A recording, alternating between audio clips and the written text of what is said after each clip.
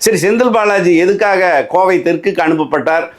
என்ன காரணம்னா உங்களுக்கு தெரியாதில்ல. கோயம்புத்தூர் வந்து திமுகவுடைய கோட்டையே ஒரு காலத்தில் இருந்தது. எம்ஜிஆர் வந்த பிறகு கூட திமுகவுக்கான ஒரு 2-3 தொகுதி தொடர்ந்து இருந்த காலம் உண்டு.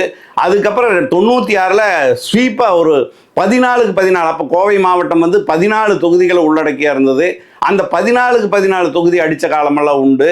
அப்படிப்பட்ட திமுக இப்போ சமீப காலமாக, குறிப்பாக 2006க்கு பின்னாடி அது சோபை இழந்து கிடக்குது. 2006ங்கிறத விட 2011க்கு பின்னாடி ரொம்பவுமே சோபை இழந்துருச்சு.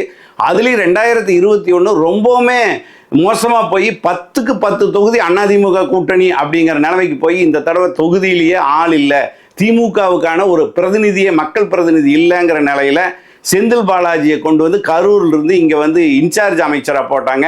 அவருக்கு அமைச்சர் பதவி போனது, வழக்கானது, அதுக்கப்புறம் அவர் வந்து சிறை சென்றது, இது எல்லாருக்குமே தெரிஞ்ச